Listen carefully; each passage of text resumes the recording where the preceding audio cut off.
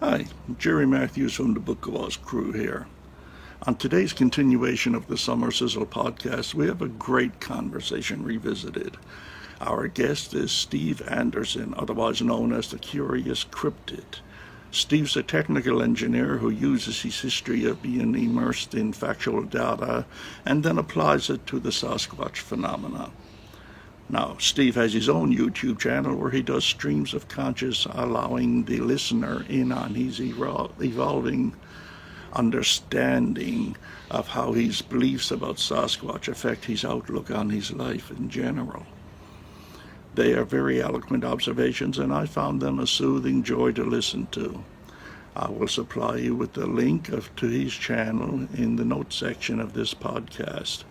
I'm sure you will enjoy it, as he has a very personable and soothing voice and manner about him.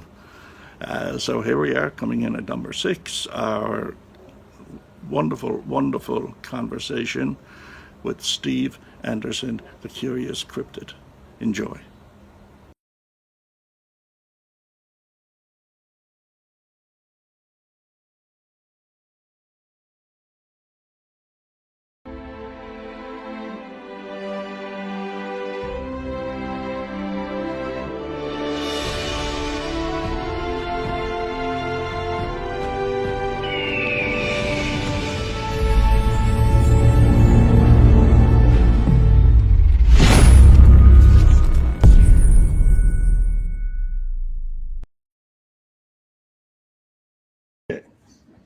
Okay, folks, I think we got a great show for you tonight. We got a very interesting chap as our guest, and we've been looking forward to talking to him for quite a while now. His name is Steve, and he's a software engineer, but there's much more to him than that. He's a person whose outlook on the world is deeply steeped in the scientific methods of the acquiring and evaluation of facts. And you'll learn what I mean by that later on as the show goes on. And, it's also with the use of these methods that he explores the talking points of the Sasquatch world, not just as an enthusiast or a researcher, but as a seeker of the truth by following in whatever direction those truths may lead. That's my definition of a true seeker anyway. What's more about this gentleman, he has the singular gift of being able to express his findings in an elegant and concise manner. No pressure, Steve. May I introduce to you, the Bukwas Crew listeners, to Steve, the Curious Cryptic. Welcome aboard, Steve. It's good to have you. Thanks. Good to be here. Excellent. I've never really met you before. Now, I've seen you on other programs in the past, different podcasts, but I think I was only on one at the same time you were, and that was Pat's Squatch Talk show. That was many months ago. But I've been wanting to meet you, and this is absolutely fabulous. Now I know the subject of Sasquatch is a vast subject, so where does one jump in on this? I was thinking maybe we could start off with a lesson on skepticism, which I don't think there's enough of in this world. For example, I know from watching your videos that you have been to the Bigfoot tree. Now, the Bigfoot tree, what can be some basic lessons that we can learn from that mystery? I know Brent went into great detail about his research in the past on the Bigfoot tree, but I also know you were there somewhat recently with Brent, I believe, and you videoed the Bigfoot tree. Could you tell us a little bit about the Bigfoot tree and what lessons might be learned from the study of such a thing? Well, sure. From a forestry standpoint and geological standpoint, I think it's one of the most interesting trees probably on the planet.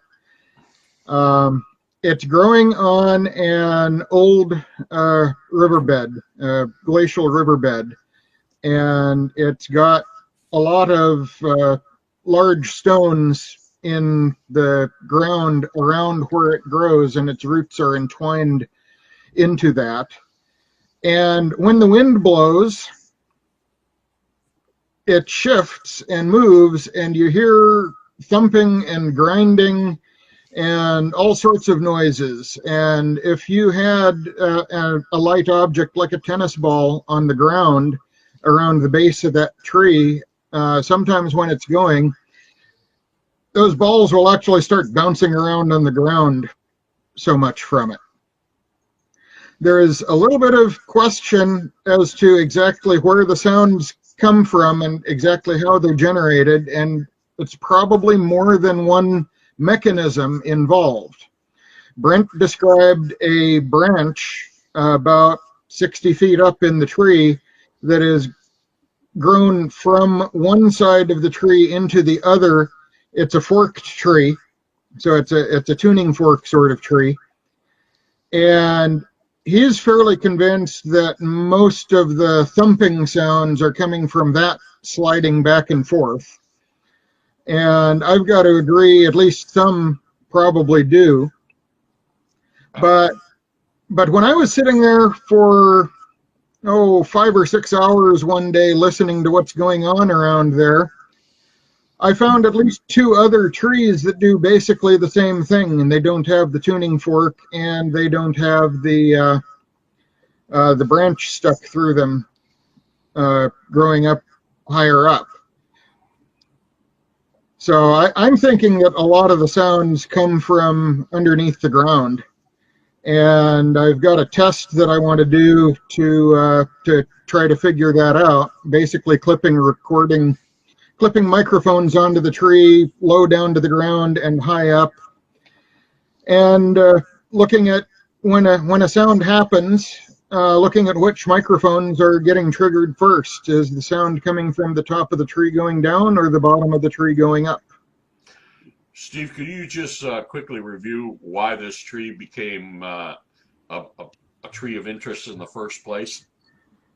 Well, there's a story around it that I was introduced to the story by Brent. But the story surrounding the tree is there's a Bigfoot community myth that there's a Bigfoot living in a cave under the tree, and that's what the thumping is. And this was carried on for a while. Now this is right next to a public campground, and the people apparently charged money for a Bigfoot gathering at this free public campground, and would bring them up to the Bigfoot tree to visit the big guy living under the tree.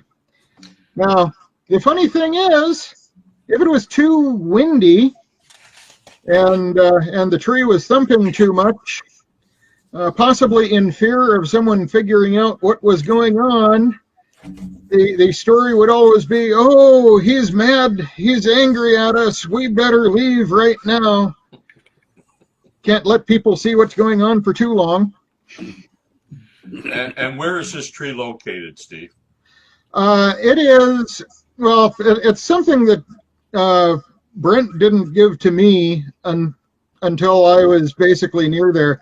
It's in the hills up above Darrington. It's about an hour's drive from Darrington. What And in Washington? It's in Washington State. It's on the Cascade River. Okay.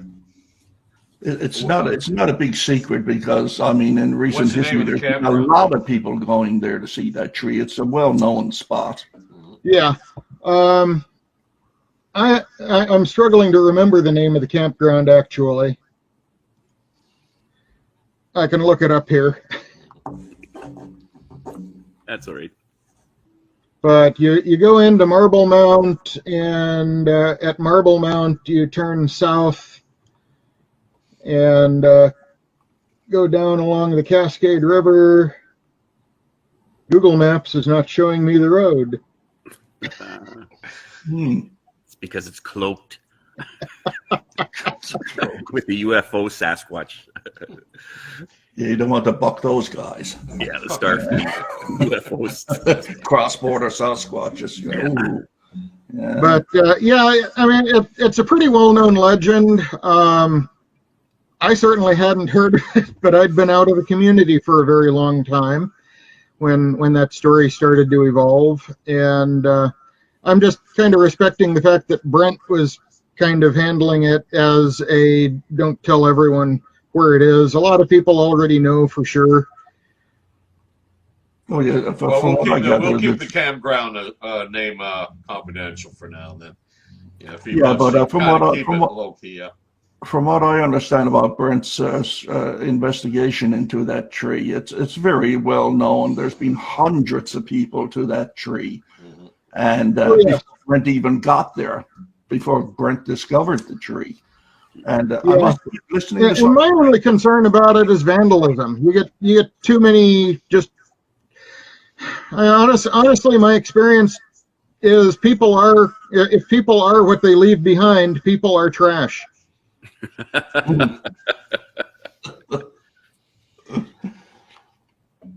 No, but like I was saying, it's an amazing account because the sounds that come out of that tree are just unbelievable.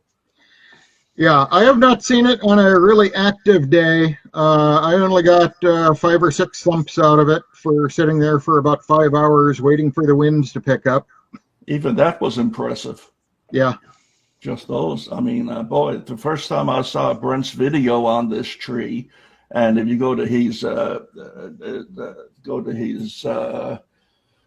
StreamYard site, or rather his YouTube site, my mistake, he has about a 2-hour video on the subject of that tree, how he came to find it and discover it and look into it. And it's very interesting. It's very interesting. That's one of the weirdest things I've ever seen is that tree. Yeah. But I mean, well, it wouldn't skepticism serve you there, Steve? Because a lot of people believed that there was a Sasquatch living under that tree, making those noises and everything. A lot of people till this day probably believe there's a Sasquatch or Bigfoot under that tree. And Absolutely. Brent spent hours looking for a cave. I wouldn't have bothered. I know enough about geology, looking at the terrain there and where it is. Ancient riverbeds are not a place you find caves. If a void is washed out or opened up in the ancient riverbed, it fills in with sand and gravel and collapses in on itself. So, but apart from that, why would you hear a Bigfoot if it was there under the ground? How would you hear it banging on something through the tree? well, people claim that it even carries on, I don't know whether it's Morse code or what it is, it even carries on a conversation with you. If you tap the tree the right way, it'll tap back. Yes. Just And out the of curi- voices in my head. yeah. What kind of Speaking of tree is it, Steve? Is it a Douglas fir? Is it what is it? I didn't look all that closely at the bark to identify the species. I would go with Douglas fir, actually, as I think about it. Is it a big old growth tree or is it rather small? It's a pretty big old growth tree. Each of the forked bases is around, probably at least about 40 inches across at chest height. It is a really substantial tree. There are at least one of the other trees that does the knocking sound in the breeze is cedar. Mm-hmm. Okay. And your conclusions and Brent's conclusions now is the noises coming from this tree has nothing to do with the Sasquatch. We're absolutely agreed. It's nothing to do with the Sasquatch. I think there are multiple mechanisms that create the sounds. Yeah. It reminds me of my childhood. Back in behind my cousin's place in the bush there where we used to play, we had what we called the witch's tree. It was a tree that just moved, big maple that would move in the wind and make a cackling noise. Or something that sounded like a cackling noise. Like, I thought you were going to say you had a burning bush experience when you were a teenager. no, that was a previous life. as a previous life. So, Steve, tell me, what caused you after leaving the world of Bigfoot, and what caused you to return to it again? And has it changed any? Oh, it has changed a lot. When I left, Bigfoot was a traditional monster in the woods. Flesh and blood creature, mysterious unknown species of ape, all of the normal regular stuff that I think you should probably expect. When I came back, as I say in one of my videos, Bigfoot done gone got psychic. It's been entwined into the New Age and metaphysical, spiritual, mystical communities and the UFO communities, and honestly, to my perception, it's all kind of just the same thing now. It's just a word substitution. You're talking about Bigfoot, or you're talking about UFOs, or you're talking about ascended masters. Mm-hmm. Yeah. It's been blended into one giant kind of homogenous religion. You know, I don't mind the paranormal. As a matter of fact, I love a good ghost story as the next guy. But for some reason, I cannot associate the paranormal with Bigfoot or Sasquatch. I don't know why that is. Maybe I'm a holdout for a flesh and blood animal, 100%, just like a bear. A zoological mystery, in other words, not a paranormal mystery. Steve basically said a fancy way of saying the inmates running the asylum. Mm. Yeah. I usually see the woo come into factors of unknown topics just for the sake it's unknown, and the people have become not capable of collecting correct, rational data. And so it's a way of creating an explanation when you don't have an explanation. Yeah. But what brought me back was I was sitting on one of my vacation properties, which we had thinned, and the logger rather severely overcut some of the areas. And so I was there with my cell phone doing some video, just panning across and making notes to myself on how I wanted to deal with replanting and dealing with the fact that it was overcut. And while I was talking, I started to hear a sound that at first I thought was an echo of my own voice, but I realized I didn't recognize the language that was coming at me. And that kind of confused me for a moment, and I stopped and I looked at the path people would be coming up if one of my neighbors was coming onto the property to say hi, and no one was there. And by the time I looked around in the other direction, I didn't see anything there. But I had this sound. I couldn't quite make out the words, but I'd swear it sounded a bit like Inuit or maybe Salish. And so I just started looking at, language in the woods, voices in the woods sort of thing, and stumbled back upon the Sierra Sounds, which I had once known about a long time ago, and just set aside with everything else. And that kind of got me wondering if I had heard something like that. And that got me starting to look back into Bigfoot. Gee, I figured this would all be solved about 10 or 20 years ago now. And didn't we all? And I'm glad I didn't hold my breath for that. It must have been pretty disappointing. What were you thinking when you realized, as you came back in and you kind of thought, there's like nothing, nothing's changed? Yeah, and the funny thing was, I stumbled upon the Ketchum study. Bear in mind, it was 2019. I had managed to miss all that foofra in the news, and so I saw, a Bigfoot DNA study. Well, I haven't heard of it, so I wonder how far along it is. I wonder when they're going to publish their results. And found out very quickly that, to borrow a phrase from the movie Aliens, whatever happened here, it's over. Nothing to see here, folks. Go home. Come on. And but I kept running into these references where there were a few people who would keep referring back to the Sasquatch Genome Project as proof there was Bigfoot and as proof of the Nephilim. So now you know who I'm talking about. And I decided to try to figure out why. Well, what's really in the study? Because I understand it was panned pretty thoroughly, but I also understand that the press, ever since the psychic powers stuff back in the 70s, the press doesn't take anything strange and paranormalish very well at all. And I figured, okay, so maybe there's overreaction, and maybe there really is something in there. So I dug deeply down into it, reading all the way through it, trying to understand the chemistry, trying to understand all the things that went wrong. I drew upon some friends of mine. I'm a consulting software engineer with an EE background. I have friends who worked on the first Sanger sequencers.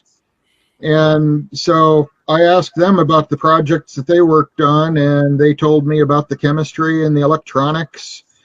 And I got to learn a lot about how that works.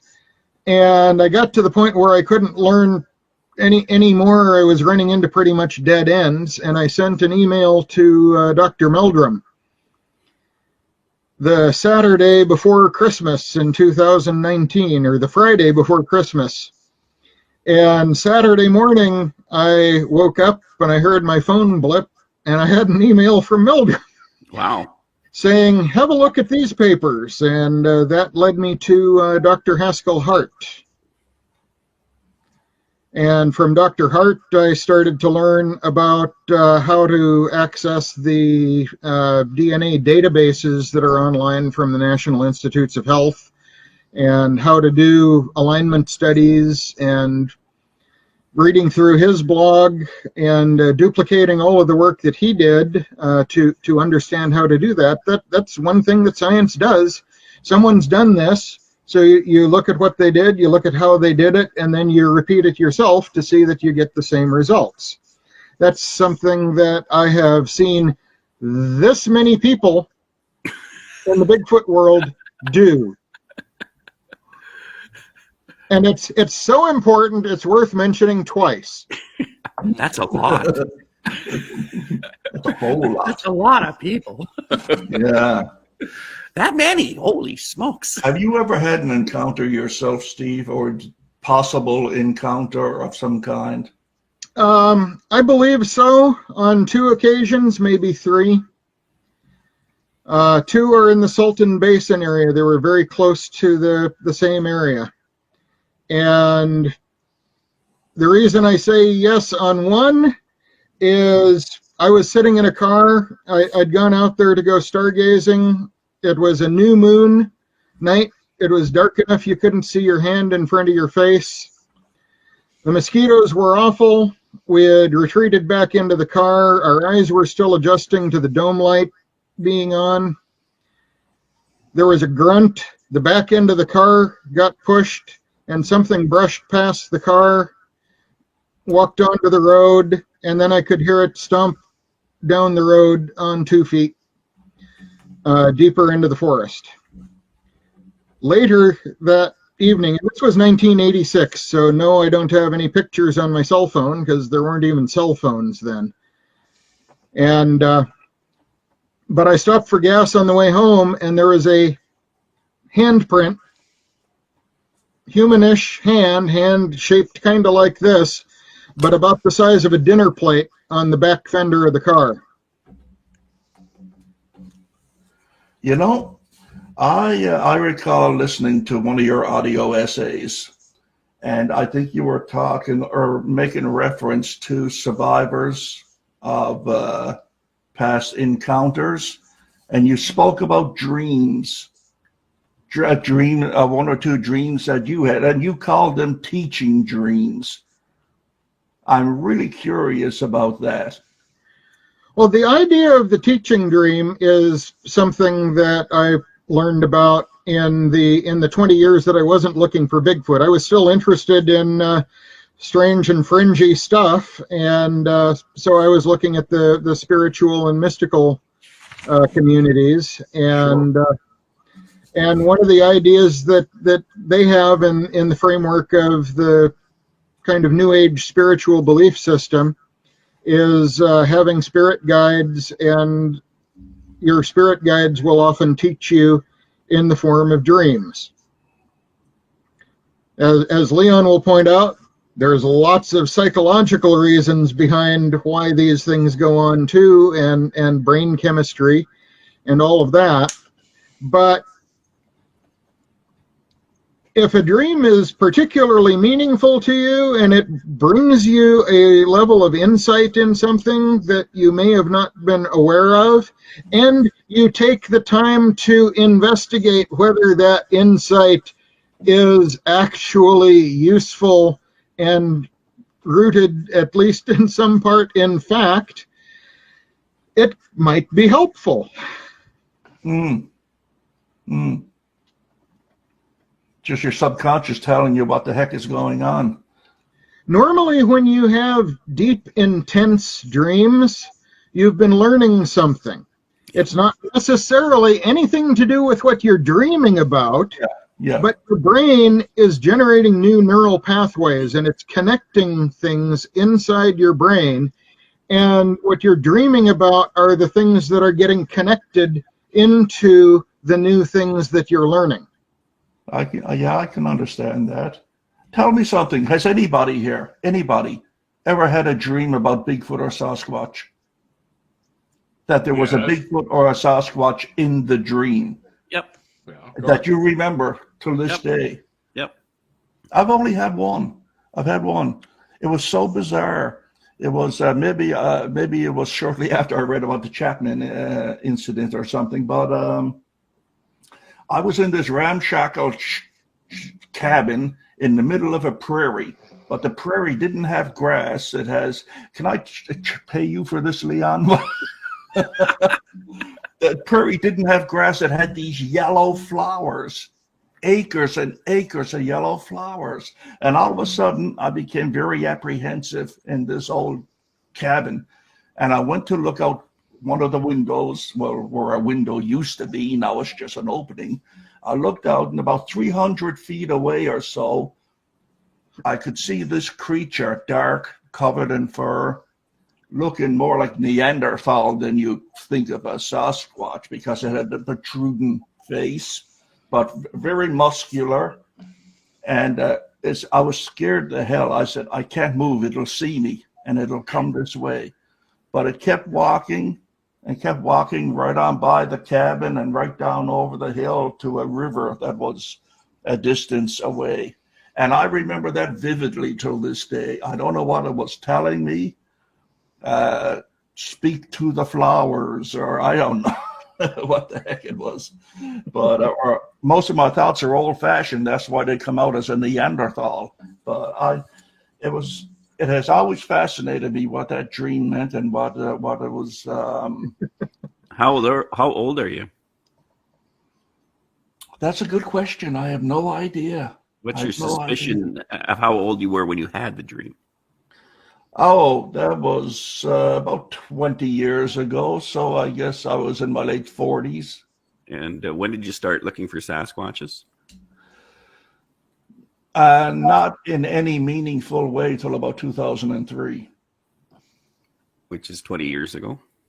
Yeah. So this is a pre-investigatory research stage of getting interested and involved in the subject. That's why I mentioned at the beginning, it sounds like the Chapman experience, where the Sasquatch came across the railway tracks in Ruby Creek and scared the kids that were playing outside. And the mother took the kids and ran down the railway tracks or to the river where the father was working with another crew. And this thing came into their house, and when the father and that went back, it had ramshackled the house, stole their salmon, busted open kegs of flour, and what have you. So I began to feel like maybe this is a reflection on that story. Why that story? I don't know. Maybe subconsciously that story terrified me more than any other report that I had read up until that point. Well, the flowers could represent the curiosity of it as well. Because you're frozen. That's what you said in the dream. I can't move if I move. So yes, because I was afraid it would see me. I was afraid it would notice my motion and come to the cabin. Right. So flowers can represent either offspring or ideas of offspring, new curiosity of a topic, you could say. And were they dandelions, or what kind of flowers were they? No, they were petal. They had petals on them. No specific kind of flower. I say the closest would probably be a tulip or a rose type flower with those kinds of petals. Buttercups? Bigger. Okay. Yes, buttercups are very close, yes, but they were bigger. Say they were about, I don't know, about the bottom of a Coke bottle or a Coke can size. So they were big. Yeah. One of the skills I've developed over time is to try to have a trigger that will help me to realize that I am dreaming, and not to wake up, but to become conscious within the dream, and even lucidly take control of elements of the dream. See, I agree with that, because I've always dreamed in color, and I've always dreamed in my dreams, no matter what it's about, no matter how terrifying it is, I always know, as you say, you got the lever. You can just say before you open that closet door where the monster is, no, don't open that closet door. Let's go down the hall this way instead. And that's where my dream would go. Okay. You'll get a kick out of this. This is my last Bigfoot dream. This was about a year and a half ago now. And I'm driving down a long, straight stretch of road in the Gifford-Pinchot area, I think. And about a quarter mile, it's dusk. And about a quarter mile ahead of the car, I see something walk across the road on two legs. And this has become a trigger for me to become lucid in my dreams, and it worked here. So I'm driving the car, I see this, and okay, I'm going to stop, and I'm going to grab a camera, and I'm going to look up the hill where this thing crossed the road and see what's up there. And as I'm pulling up and slowing down the car right at the place where it crossed the road, I look up the hill, and there's about 5 of them in the trees up there. There's not just the one. And then I start to think about whether or not stopping and getting out with a camera is a really good idea. And then I wake up. Still leaving you in a quandary. To be continued next month sometime. Yeah. Get out of the car or not. So Steve, just maybe taking you on a different direction here. One of the things that I like about your channel, which is different than most other channels out there, is your essays. And I think, and I, in the pre-show I had mentioned that, I don't always agree with your conclusions, but you stated it in effect that you have a defendable position. So if I was to attack the argument, I would expect a logical rebuttal. And I like that when somebody's doing an essay. Could you just sort of explain to the audience the process of how you come up with the idea for your essay, how you do the research for it, and then how you finally present it? Because I think what you do there is unique and important. Mm-hmm. Well, let's use the dreams one. There were a number of people, there are several accounts I've heard of where people have dreams after an encounter. That's kind of understandable because it was probably a life-changing experience on some level, if nothing else than in realizing that maybe they're not actually the top of the food chain. And there were 2 individuals in particular who were having difficulty with dreams and nightmares following their encounter, but for whom I had a lot of details, moment by moment details about how their encounter went, in part thanks to Leon interviewing them. And I was realizing in my thinking that there was nothing particularly aggressive about the actions of the creatures in either of these encounters.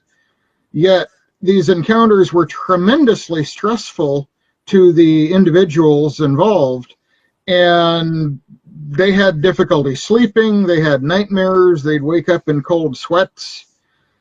And so I dug back into what I'd learned about teaching dreams, and went into a few psychology sites that talk about dreams and why we have intense dreams, and that's the brain building neural pathways and things like that.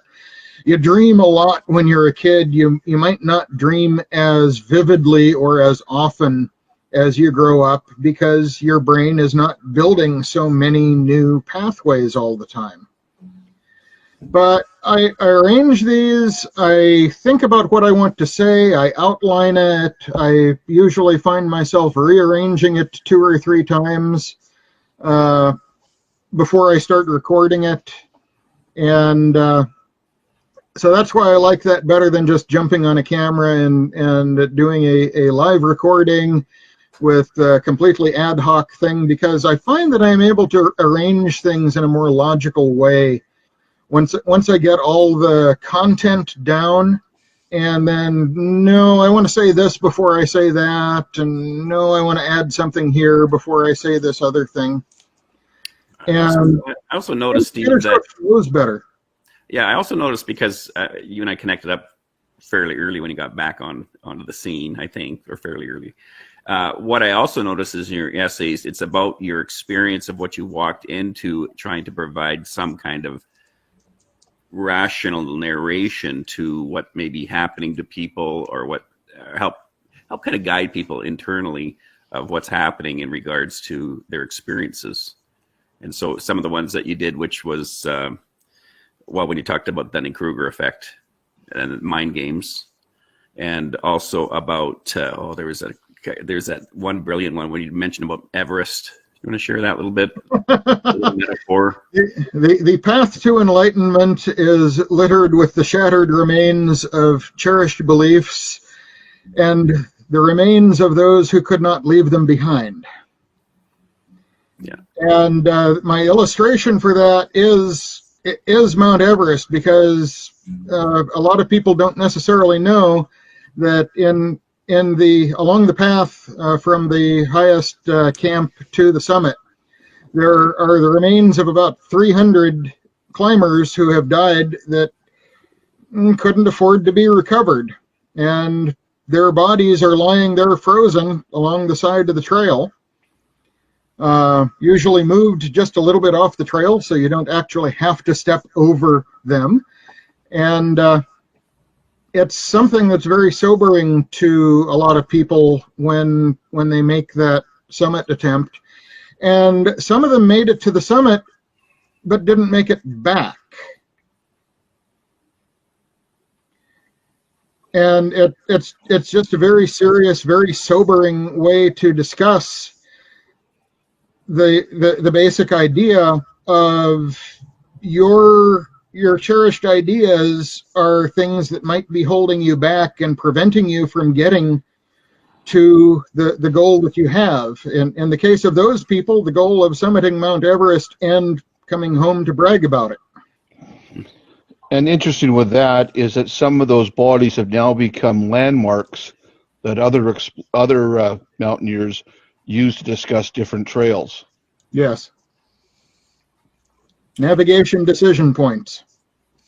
I think maybe some people, many people,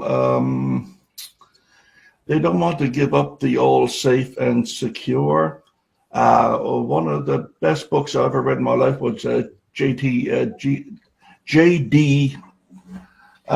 Jakes. J.D. Jakes. He's a bishop And he wrote a book called Reinventing Oneself. And instead of clinging on to your past beliefs and wondering why you keep doing the same thing and it never works, you reinvent yourself. You go back to the basic core and say, what is it you need? And you're not going to get it in the usual manner. I remember in my 50s, it was hard to get a job when you hit your 50s. Nobody wants to hire a 50-year-old. And I would keep going looking for the same jobs that I looked for when I was 25 years old or 35 years old. I read J.D. Jake's book and said, well, you know, I hate to admit it, but this guy got something. So what I did, I stopped looking for those same jobs that I always had. I went to school, I took courses, and went for jobs in areas that I never thought I would look for jobs. And it became very successful doing it that way. I became a new person. Hence, I was able to get into a market where it kept me in employment for 20 years because I gave up the old idea of what I should be doing instead of what I could be doing. So maybe it applies the same way to this too. Well, how would that describe me there, Jerry? Because I never change. You're indescribable, my friend. You are indescribable. But I think what Jerry's talking about does have some real parallels, because I did something similar at the age of 49. After being with a company for 30 years, I decided to leave for various reasons. But there was a lot of fear in making that decision and a lot of second guessing. And right up till the minute I walked out the door for the last time, there was so much turmoil going on inside that I didn't know if it was the right decision. You know, on hindsight, it was. And I think anything we do, whether it's in research, where it's a personal belief, to make a change like that does require courage, and it does require a lot of self-evaluation. Yes. Well, and I think too, it's kind of one of the problems that we found online is the ideas of Sasquatch become very cherished.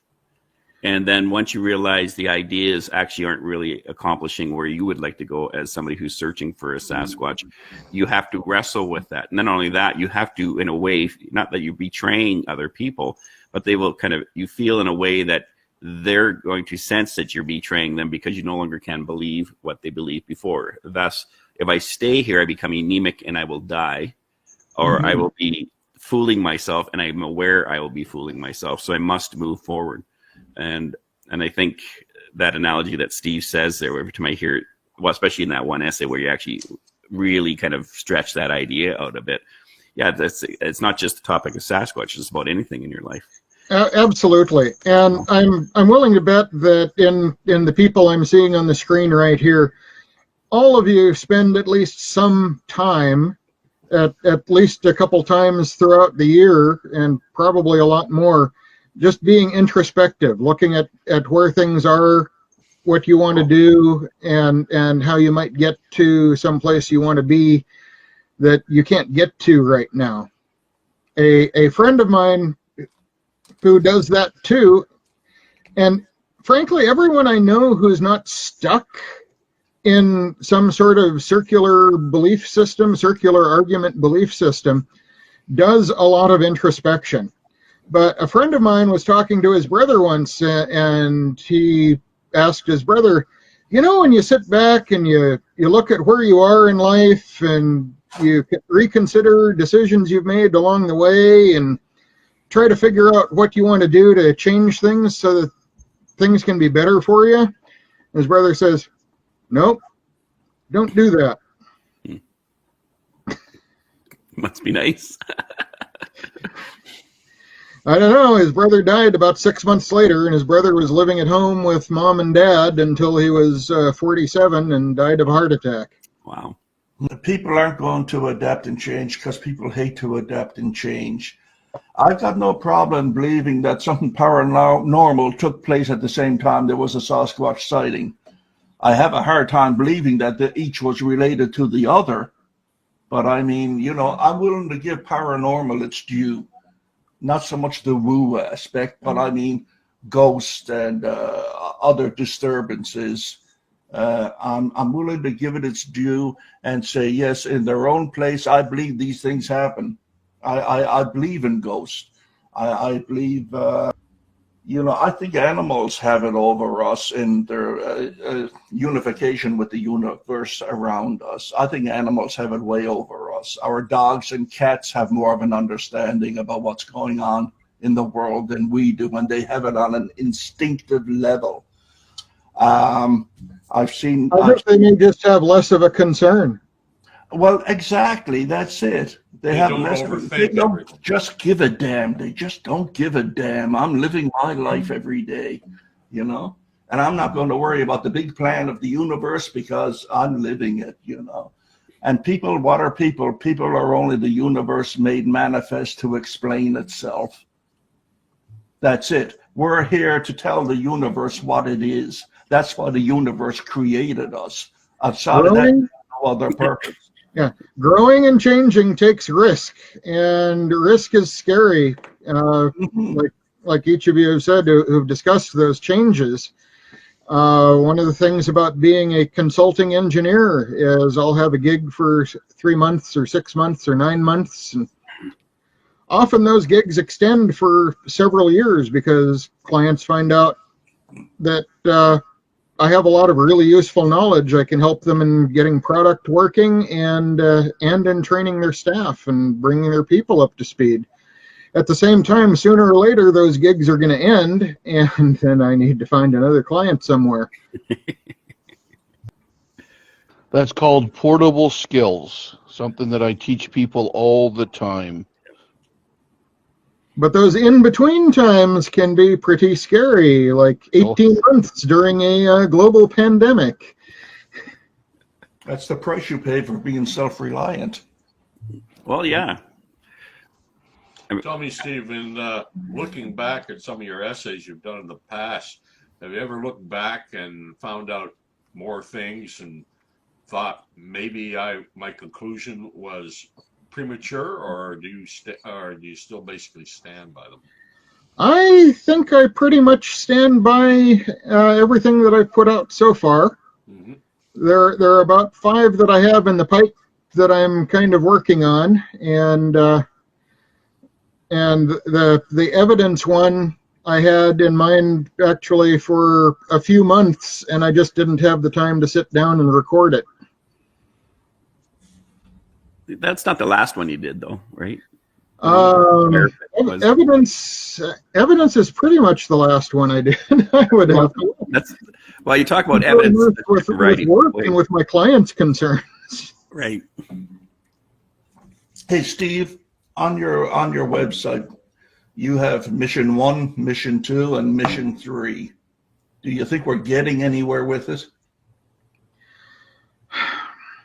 So what I set out to do, at least in concept, was to find 1 or 2 people who were calling themselves Bigfoot researchers, who had a research area they were willing to share, Mm-hmm.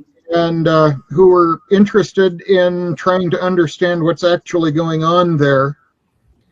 Even though they have pretty well rooted in their heads that what they have going on is Bigfoot. Mm. And I found one of those, and I spent a lot of 2020 going down to that research area independently of anyone else, usually going down on like a Tuesday or a Wednesday night. What I was discovering was that around Thursday and into Friday, people who are going to go camping on the weekend start to come into the area. And so on Tuesday and Wednesday night and on Monday night, usually aren't that many people, even in areas that are easily accessed. Mm-hmm. I also did some experiments. They told me there were things that they did regularly in their camp when they're trying to do their Bigfoot research. And I spent some of the time doing just things that people would do if they were just out there camping and not having any concern about Bigfoot, Sasquatch, anything going on, just paying attention in the camp. Nothing really happened. On the nights that I did all of that, but I also did what they did, which is around dusk, I'd do 3 whoops into the darkening forest. On most of the nights that I did that, I could hear things moving around the camp that I didn't normally hear on the other nights, that I didn't notice. Did I just notice them? I don't think so after the first couple times, because I really started trying to pay attention to that. But I couldn't see anything on thermal, so whatever it was far enough back into the brush that I wasn't able to get a good signature on the thermal. I don't think it was people, because people would have probably had to have been using night vision as dark as it got up there. And I have cameras where I could see if someone was using night vision out in the woods. But I did do experiments to see how well my thermal imager would work and how much information I could get out of it. For example, I'd park the car next to some fairly thick brush on the road where there was a game trail. I'd go back into the game trail, and then I'd come back towards the car with the thermal imager and see how long it took before I started seeing a good signature from that hot engine of that car running for an hour and a half driving down to the research area, to get an idea of what sort of a view I'd really have to have, and just an understanding of how the equipment works and how well it works and where it doesn't work. And that's another thing that I don't see a lot of people really trying to do, is experiment with their imaging equipment, whether it's thermal or night vision or anything else, and get to know how their cameras work and how to use it. I think a lot of people, they have that concept. If you buy the equipment, they will come, the Sasquatch. I will never use the equipment. I'll never test the equipment. I'll never get to know my equipment. I won't learn about other ways of using it. Like the idea when you say you put your audios out, especially at nighttime, so you can get a triangulation of the direction of where the sound's coming from through the audios that you have. And people just don't seem to think very deeply a lot of times that are online looking for Sasquatches. And nor do they share good, deep insights regarding how to investigate stuff looking for Sasquatch. So, well, it's all arcane secrets. If I share too much, someone else might discover it first. Yes, heaven forbid. Well, yeah, I'd rather have someone not open their mouth and spew a lot of stuff that they don't have any backing for in the way of evidence. I always thought, if you come across something really interesting, hey, if you don't think you're going to be able to convince anybody with just the facts of the matter, of your evidence, keep it to yourself. It's better to keep it to yourself than put it out there and have people not take you seriously because you were poorly prepared or whatever. So, I can understand why some people don't reveal everything they know. They think, well, if I'm going to do this, I'm going to do it right. And when I release my information, I'm going to have the background, I'm going to have the proof and corroborating evidence and everything to go with it. But that's just me, Yeah. If it's just attention you want, there are dozens of channels out there that just tell Sasquatch stories. They tell stories and encounter stories, and they tell research stories, but their use of the word research is pretty flimsy. Yeah, liberal. Liberal, yes, that's a good word for it. Liberal. That's a polite word for it. Thomas, did you ever get that flare going? The camera? No, I'm still. I got to admit, this winter I haven't looked into too much. We need the control board, and we need a certain cable, and finding them in Canada is almost impossible, and crossing the border now is next to impossible. Yeah, and it doesn't help when the company that manufactures these things don't want to bother talking to their customers. Yeah. It doesn't help either. Yeah. it's an expensive proposition. That's $700 just for the keyboard to operate that camera. I know. So, yeah. But, and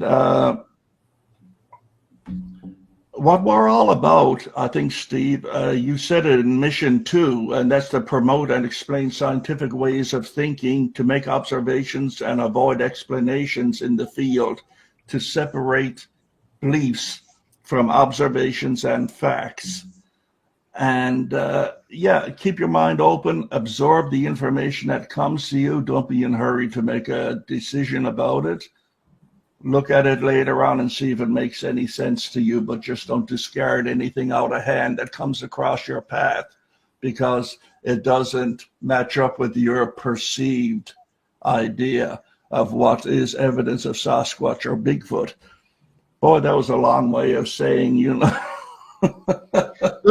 A fairly short way to say it is to focus on the who, what, where, when, and leave why and how for later. I was going to say why and how, yeah. Because why and how require conclusions, and to convey why or how to another person requires a shared level of understanding so that you both know what you're talking about. Yes. Yeah, and I think definitions are not very readily defined when talking to people online. They think they know what you're talking about. They have no idea what you're talking about. So foundationally, you've got history of, like, again, with just looking at tracks and how many people just look at stuff and they post their videos. I'm just thinking, oh my gosh, you guys, honestly, just spend 1 year sniffing out tracks. You'll be able to recognize that these are definitely not anything to do with Sasquatch. So, but I don't know. I wish I'm happy things are shifting a little bit online. We got a long way to go yet, or else we're going to just keep walking in circles we've been doing if we don't start thinking out of the box. And I think one of the things I appreciate about Steve, which I've told him a couple of times, when I've walked into the madness or had a week of madness online, and I deal with madness at work, I sometimes it's nice just to fall asleep to his soothing narration of sanity, logical thinking, to keep my neural net pathway from wanting to go break into shattering a million pieces. So, you mean his tendency to stick to the facts and not deviate from the facts? Yeah, the short thing that I thought he was going to say there a second ago, Thomas, as Thomas would say, just stick to the facts, but know what the facts are that you're looking at regards to interpreting evidence instead of projecting onto the evidence an idea. So, well, another thing I've said is we all know that what we believe is true. Yes, absolutely. Yeah, that's how wars get started. Yeah. Yep. Absolutely. I don't think you should have told him that his essays put you to sleep, Leon. Oh, did I say that out loud? I did. I've listened to him like 10 times. Like I listened to one, I think 5 times in a row, just because I could absorb how his thought process is. So my neural net pathway gets tuned into that kind of frequency of when I'm analyzing things, and that's what we're missing. We have very sloppy, lazy thinking. Heaven forbid you have to look at something and go back into an area 10 times, which you should, because every time you go there, it'll be a different eye. You'll have a different eyes, and your subconscious has a chance to process your first event. So instead of going back there, and there's been times when, and you guys have had this happen, when you've been in areas where it just gives you the willies. You have no idea why it gives you in the willies. And then other times you go back to the same area, well, the willies aren't there at all. But other areas, well, Bigfoot, obviously. Yeah, well, it could be. They might be zapping you or mind speaking you or something like that. But there's other areas that I walk into that I have here. There's 3 specifically. One specifically in my head I'm thinking of, that every time I go in there, I just get freaked right out. Never seen anything. Never seen any tracks. Let's go there this summer. What's that? Cool. Let's go there this summer. Yeah, well, that's what you have to do, right? Like, and I don't know, that's the curious part about it. I'm who is it? For me, it's the northern slope of Mount Adams. Is that right? That's a weird area. It just has a strange feel to it. Yeah, I don't know what it is too. It's like you're being watched. You know, you hear that all the time with people and that. And Well, Leon, but whenever you're in the bush, you are always being well, watched. yeah, but I mean, I'm not going to be terrified of being watched by a squirrel or a rabbit unless it's one of the Monty Python ones, of course, from the Holy Grail. But that's a little Squirrels different. can be pretty scary at night. Oh yeah, They can make big nice. noise. So You know, I love the ideas you might put forward yourself, Steve, that you know, you're not going to have a long conversation with an idiot or something like that. But I mean, by the same token, it's I feel that you shouldn't do people's work for them either. If they have a question about something, tell them to do the same thing you had to do. Go look it up. Go find it. If it's Yeah, not I agree with that very much. Teach them to fish, not give them a fish. Absolutely. If it's that important to them, they'll go and dig up the information on their own. They just won't sit there and say, "Oh, why do you say that?"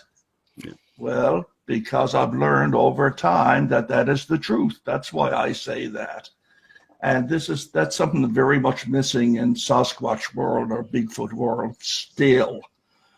It's the premise of why this book was, and all of it was created, was to inform the newcomers, the people who fall into the pit traps and rabbit holes and what you have out there, and just give them some pointers in how to avoid it.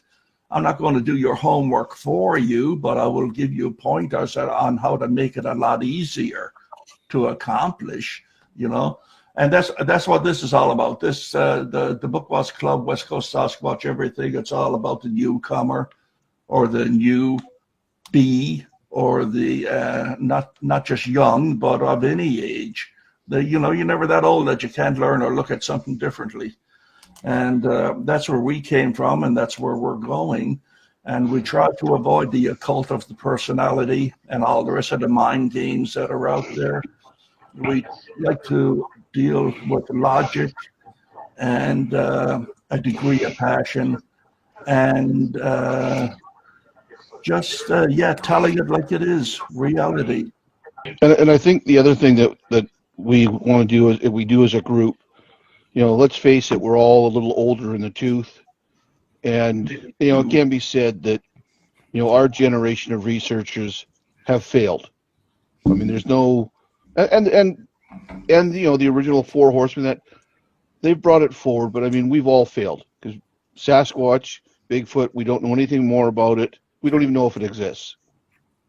And I think part of what we're trying to do is give the next generation some tools to take what we did, discard the stuff that was just garbage, discard the stuff that was just tribal knowledge, for want of a better word, go to the scientific method, improve what we did, don't do the same mistakes we did, and, you know, maybe 20, 30 years, they'll be teaching the next generation how to improve. But right now, we don't want them coming in, learning the garbage and doing the old garbage in, garbage out system.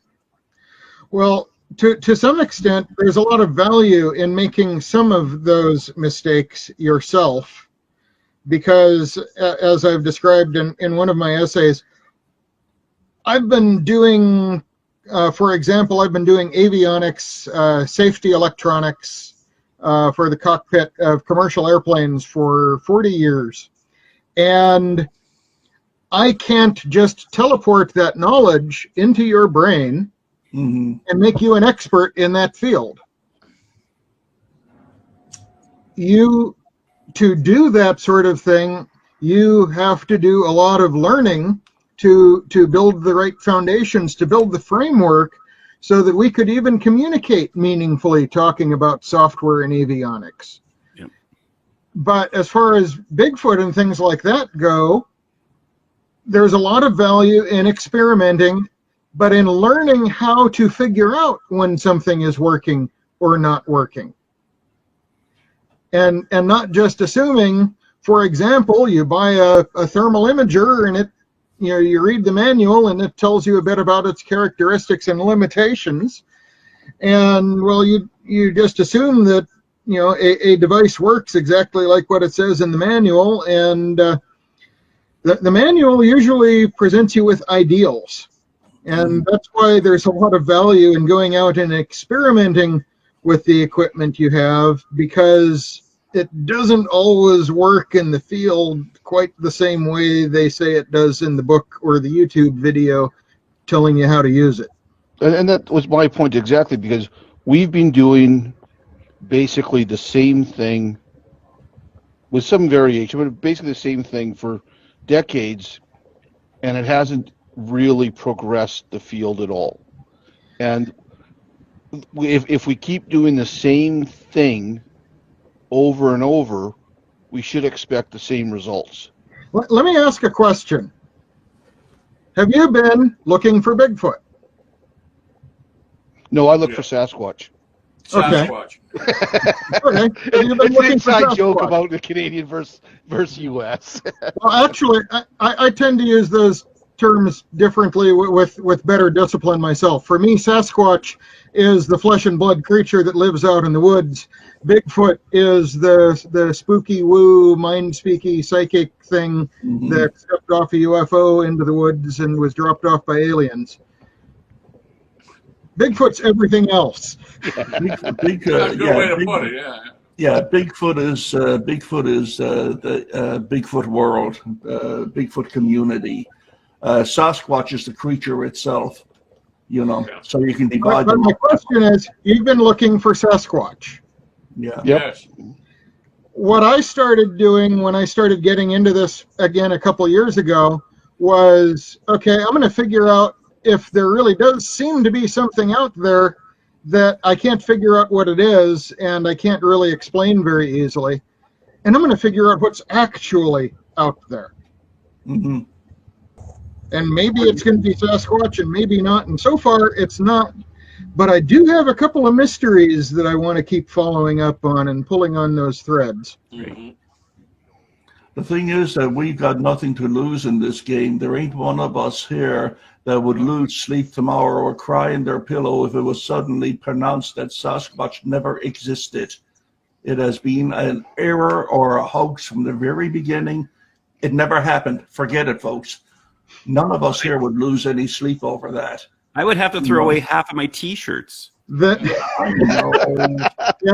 but what left the handprint on the fender of my car? Yeah, that's the question, Steve. I'm That's what I was stuck with that one. Exactly. But it wasn't Sasquatch because Sasquatch doesn't exist. We've already proved that. That was Dogman that did it. It was Dogman. There you go. God. No, I agree, Steve. I mean, and sometimes it's funny what can happen. I use a story where I was up by Pink Mountain, which is just 148 miles up the Alaska Highway from Dawson Creek. Pink Mountain or Pig Mountain? Pink. Okay. As in the color. And you can look it up on Google Maps. It's a little town. Anyways, I was No, up you there. were just giving me a Douglas Adams moment there. And I had this sound, which I'd never, I've been hunting my whole life, and it sounded primate. And I looked at I'd never heard it before, and I did the whole search of the normal suspects. I started off with, different types of owls in the area, different animals. And then I said, okay, none of those sounds matched. Then I went outside and said, okay, well, these are other animals whose range aren't supposed to be here, but they can be close, so maybe they've come up in range. And I looked hard for a good year, and then off and on for the next little while, and I could never get anything that sounded close to it. And then I play a game called YouTube Roulette, where I'll just follow different YouTube videos, and I'll just click on different ones randomly just to see where I go. And I got one, and my computer crashed. I don't have the link anymore. But it was called something like 10 Sounds You Never Knew a Deer Made, or something like that. And it started off with, with Dick and, some other fallow deer, things like that. And then it came out with a sound from a white-tailed deer that matched, and this was, like I said, about 5 years later, that matched exactly that sound I'd heard. Now, I grew up mule deer hunting, black-tailed deer hunting, and moose hunting. I know in Pink Mountain they do have a whitetail population up there. And I would never in my life have guessed that that sound came out of a white-tailed deer. You know, so that's part of what, when you're doing the research, is sometimes you're lucky. Like I just stumbled upon it, but when everyone says to me, "Oh, I know every sound a coyote makes," or "I know every sound a deer makes," they're full of excrement. Yeah. Mm-hmm. Yeah. Mm-hmm. I never knew deer growled. Yeah. Yeah, Yeah. myself and Thomas have been witnesses to that when it comes to coyotes. Let's not even go there. Yeah, Hail sounds, yeah. yeah. And Yeah, well, Brent and I were listening to that about a year ago, and it was very much the same calls as the Chehalis calls. Mhm. yeah, yeah. Location call. And neither myself nor Thomas heard of it before. I tracked it down at the Calgary Zoo in Alberta. They have a website that has the sounds of all the animals that they have in the zoo. And I went down, coyote, yip, yip, yip, coyote, yip, yip, yip, yip, coyote, yip, yip, yip, coyote location call. What the hell is this? Click the link, and there it was, the Chehalis sounds. And the funny thing is, the Vancouver Zoo couldn't find it. No, Calgary that's Zoo right. did. Yeah. Yeah. So, like, Well, the databases have all the sounds that they have. They don't have all the sounds that the animals can make. Yeah. yeah, I've said this in other podcasts. You'd be amazed. A cougar, mountain lion, quite often doesn't sound anything like what you saw growing up on those Walt Disney nature films, you know. Yeah. And it just astounds people. They just can't accept it. And well, Yeah, you know, and unless that's the you saw reason what we- did it, it's just a noise. Yeah. That's a reason to be skeptical when you play that sound into one of those audio databases that will identify what animal you heard in the woods, and it can't identify it. That doesn't mean it's unknown. It doesn't mean it's Sasquatch. It just means that particular program's database doesn't have that call. I think So, to paraphrase something Steve once said, it's like back then I didn't know anything. Now I'm sure I didn't know anything. I still don't know anything. You know, and that's the truth. That's the truth. We can sit here and talk all night, but we're only talking hypothetical and what have you. We really know nothing. You know, we're still in the embryonic stages. Oh, they don't want to hear that. No, we're still trying to answer question one. Yeah. Yeah, that's right. Like I say to Thomas, forget looking for the smoking gun. We can't even prove there was a gun to start with. Yeah. But it's fun. It beats going to the casino every night, you know. Yeah. Keeps you out of trouble.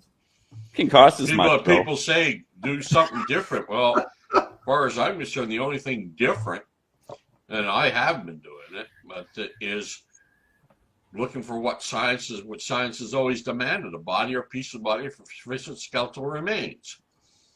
So maybe instead of going and interviewing witnesses all the time and investigating sighting report incidents, we should just start looking for bodies. Yeah, that is kind of the old rules, though. For most of the last 2 decades, actually most new species identification is done with photo and DNA. Absolutely. And I've said this before too, it's always possible, and it wouldn't surprise me one bit if the physical remains or skeletal remains of the Sasquatch are ever laid out for the world to see. It's not going to be found by someone like me who came across them in the bush. It's going to be some anthropology student that came across them in some dust-covered museum box or drawer somewhere. Yeah, and it's going to be Thomas who? You know? That's the same thing with John Green who? Mm-hmm. You know? I'm really interested in, over the next 10, 15 years, 20 years, what they do with environmental DNA. Mm-hmm. I mean, when you look back 20 years ago, the thought of we were doing the genome project, but the thought of using a database such as Ancestry.com, where you could plunk your swab in there and all of a sudden find a long lost cousin or whatever. 20 years ago, that was absolutely science fiction. Yep. Now today, they're starting with environmental DNA. Where are we going to be 20 years from now with that? Tricorders. Yeah, it's very possible. Yeah, Bill, very possible, Bill, that the answer may come about with what you said a while ago. It may be proven, or more importantly, disproven by everyday zoology and anthropology in a roundabout way that they weren't even looking for the Sasquatch in the first place. Yeah, it would just run its course wildlife naturally. studies, things like that. Well, yeah. I mean, Yeah. when you look at, they're using the term citizen scientist now, which I really don't like because it's trying to give credibility where often it's not deserved. But when you look at true scientists out there, the biologists and things like that, you take, say, say somebody from the University of Washington that's doing a study on the migratory spawning of salmon, for argument's sake. They're out there collecting their samples. Well, they may be looking at salmon, but that doesn't mean that their eyes are closed to every other animal in there. And they're scientists. So maybe someday when we get down to environmental DNAs, or they're going in taking water samples to see the genetic diversity of the species in there, those are the people that might find it. Or it might be a ornithologist out there listening for bird calls or something else that that has the skills to determine it. So I think the future may not only be with amateur researchers like us, but with professional researchers using new equipment that has broader ranges and advancements that may stumble upon answers that we didn't even have the questions for yet. Yeah, you've still got to have enough stuff in the sample for it to show up. No, exactly, but as again, It's refining. Yeah, and I like the term, in industry we call it future proofing. Stop looking for the answers today, try to figure out how you can find out your answers tomorrow. And I think part of what we got to do is that. Well, if you look at a study like the Loch Ness study, a serious study trying to assess what is in Loch Ness, and any result is possible.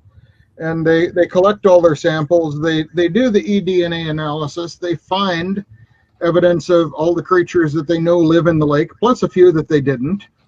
They find evidence of all the creatures that live in the drainage basins that drain into the lake.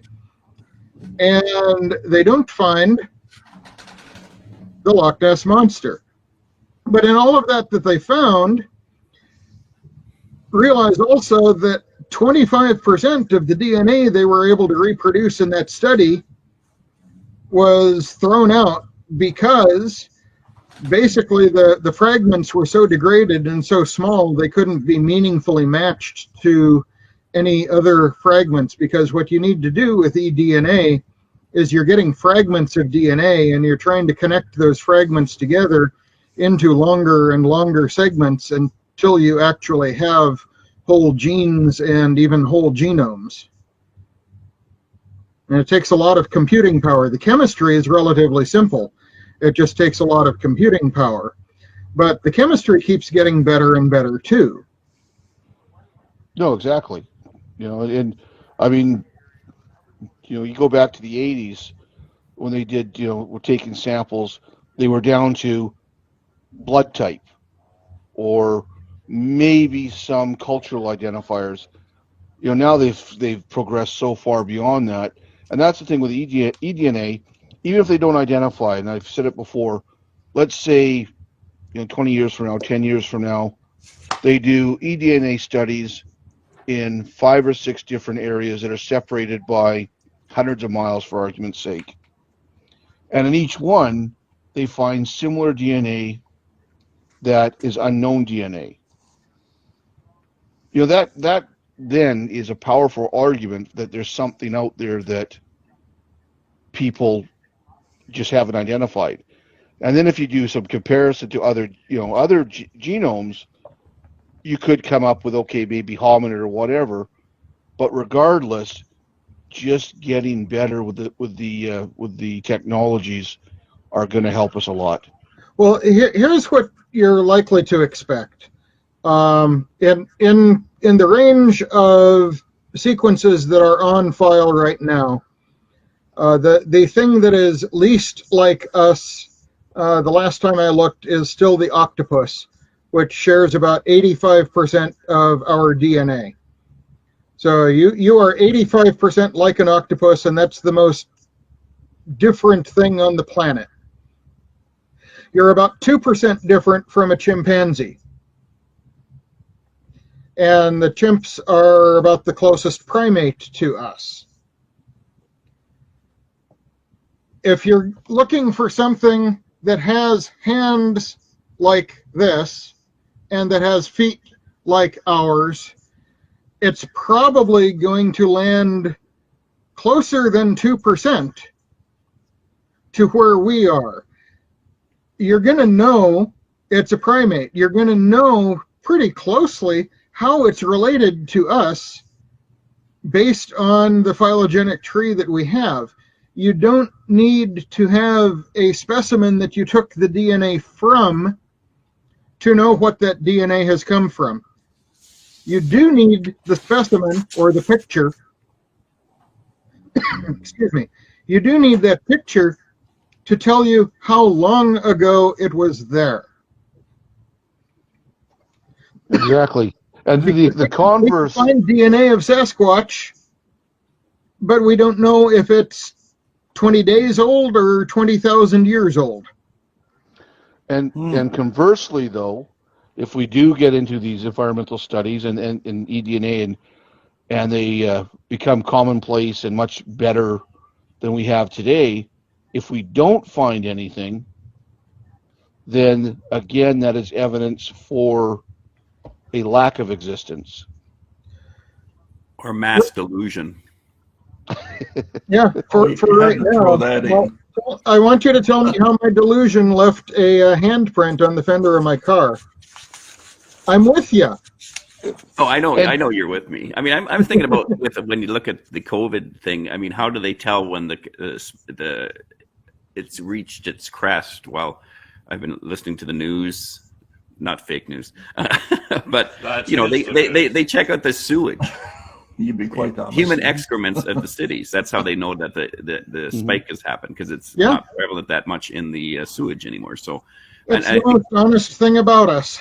Yeah, and we're full of shit, but it has a lot of data in that shit. But I think that's the thing is, like Thomas says, and that is we've been sitting back in the 80s, 90s mentality in regards to technology, but technology is almost doubling itself every year in regards to its capacity in a variety of different fields. And if they're out there, it's just a matter of time, and I don't think it's going to be that long of time, maybe 10 years, 20 years. If they're not there, we're going to find out within 10 or 20 years, I think. Because it's not going to be able to hide from the DNA, the environmental DNA capacity. I'm just thinking 20 years ago, 22 years ago, I said, gee, in another couple of years, 4 or 5 years, we'll have this figured out. It's just a matter of time. Yeah, I think that's 78. I mean, technology, again, the thing about technology, though, that's happening, when you hear about, you need higher sight gives you wider area of vision to see. And when technology is not about the vision, it's about being able to cover a larger area. And if you can do that with environmental DNA, which covers a lot of area that we could possibly cover, and we don't even have to be there for it. We just put the sampler collections kits out there, and then find out what's in that, like the Loch Ness study they did. They're not going to be able to hide. I mean, that's the bottom line. The problem there, as I've kind of recently learned, and it was kind of surprising to me in some ways, but not surprising in others. The big problem there is actually ethics, because when you're doing an eDNA study, and you're probably in an area where there has been people. There's at least been one person who collected the sample, and when you're doing the alignment studies, as the DNA strands are being strung together by the computer, and you see things that are identifying as human DNA, you tend to stop following those studies unless you're specifically studying a human population. Right. The reason for that is at some point in collecting a whole mitochondrial genome, you're going to come across some fairly significantly individual identifying information within the DNA, and that's an ethical issue for scientists. So if we are looking for a species identification in mitochondrial DNA, what we do know is it's not in the genes that we commonly look at to differentiate, say, people from chimpanzees, from deer, from elk, from bear. It's not in those genes. So as Dr. Meldrum says, you know, it's like an advent calendar, but there's 1,000 windows, and we usually open just 2 windows to see what's there to identify the species. And those 2 windows don't seem to contain the differentiating information. Yeah, at the present time, yeah, but I think it's getting more sharper. No, those 2 windows don't and never will. We need to open other windows. Oh, what I'm saying, yes, Yeah. yes, but yeah, Bigfoot bingo. Wow. Bigfoot. Cool. Yeah, but the further what you were saying about technology, yeah, I mean, I think that might be the saving grace in this case, because, I mean, I recall back in the 90s, they were saying that technology, every 18 months, what comes off the shelves in Tokyo and comes across the water to us in the way of TVs and laptops and any kind of electronics, shelf life 18 months. The thing you got for Christmas last December, it's already obsolete now. The second model is already out. They just don't advertise it. They're waiting to, you know, move it onto the market at the right time. So with technology doubling itself like that every 18 months, you can only hope that there's going to be a cheery outlook when it comes to DNA sampling in the future. Well, they weren't even thinking we were going to be this far with DNA compared to where we are when this back in the 80s and stuff. They just, that's going to take forever for us to do it. And then, boy, once that started to fold over and multiply itself by foldings, it's just went like crazy. So, What do you say to that, Thomas? Well, I've been hearing technology dumb, we should get an answer. I've been hearing that forever. oh, you Nancy, negative Nancy. I've been Oh, hearing Debbie that Downer. I've been pushing it along for all this time. I've been hearing it forever. Yeah. Sour grapes. No, it's not sour grapes. It's the reality. We're still trying to answer question Yeah. one. I'm still not going to hold my breath for it. Yeah. Well, I I'm mean, going I to be hope that positive. happens, but wow, it hasn't. I mean, I remember going on a television show back in the early 80s, and I said, well, I think we'll have an answer in maybe 10, 15 years. I'm guessing, of course. I couldn't imagine we'd still be looking in 2022.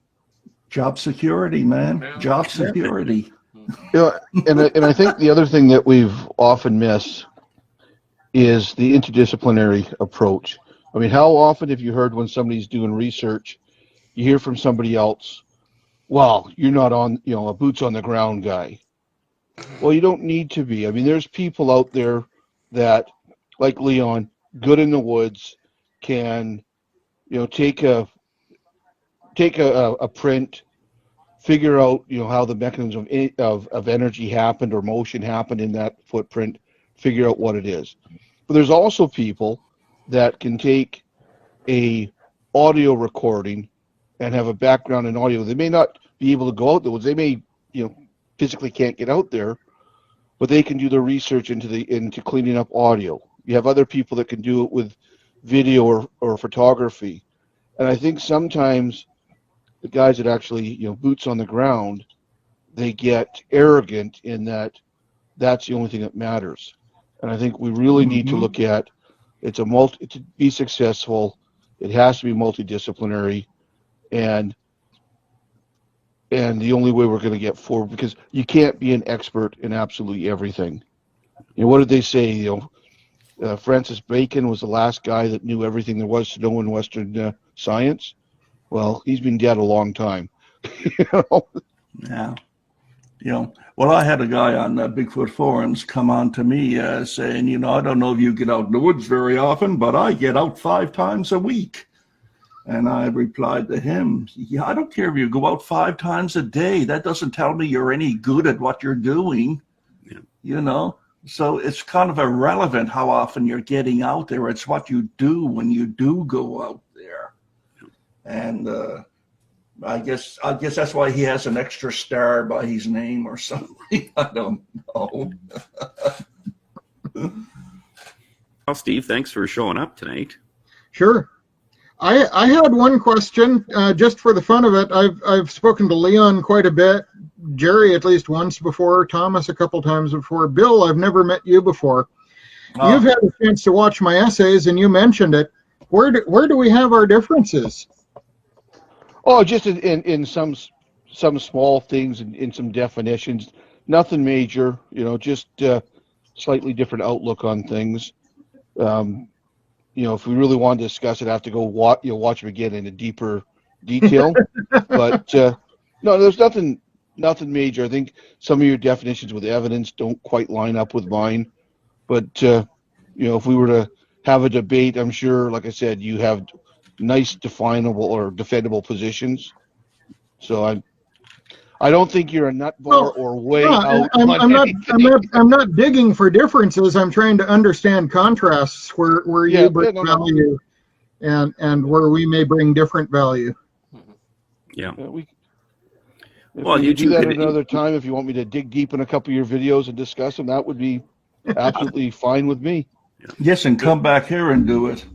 Well, I would actually, as I said, like we're now well into this program, and I think it's gone by really quickly. And I would hope, Steve, that you'd be open to coming back and chatting with us again, because I think all of us agree on the value of what you're doing. Oh, totally. Intelligent conversation, common sense, and a healthy dose of skepticism goes a long way. Yep. Yeah. That's very lovely, Steve. Like I said, there's no cult of personalities around here. We're all pretty well on the same page with anything, but we do have our disagreements at the same time.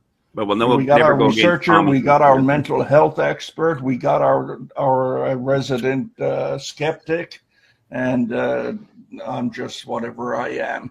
And yeah, man, it's been a pleasure to have you here tonight, Steve. I was really looking forward to this, and it did not fail. It was an excellent night. And you have to come back again. There that hasn't visited Steve's YouTube channel, I urge you to visit it. His essays are well worth listening to, not just to put you to sleep like Leon does, but to dig. That's why I changed the name back to Bigfoot Okanagan. Yeah, I was going to mention that. But again, thank you, Steve. I really enjoyed it, and I do highly recommend your channel. Yeah, and I'll put links on the info section of these podcasts and the YouTube channel podcast as well. And yeah, it's been a real hoot, guys. I never noticed he changed it back. Damn. And we'll do it again. Hey, please, Steve, come back soon, man. It's been a very enlightening, entertaining hour and a half. And yeah, it's a pleasure to finally get a chance to talk to you, my friend, if I can call you that. And the rest of you guys, you know. Until the next time, folks, I hope you had a good time with tonight's show. Some surprises, a lot of insight, and a lot of fun at the same time, which is the way it should be. After all, hey, if it's not fun, why the heck are we doing it, right? Yep. You know. So we're Chronicles coming up in a couple of weeks, and Thomas is also doing a part 2 on that one as well that you'll be interested in noting. And that's it for tonight, guys. Keep searching. And thank you for dropping by tonight. Okay, dear listener, that about wraps it up for now. My name is Jerry Matthews. You can reach me at yellowcoyote@talis.net. Thank you for your interest, and until the next time, keep searching.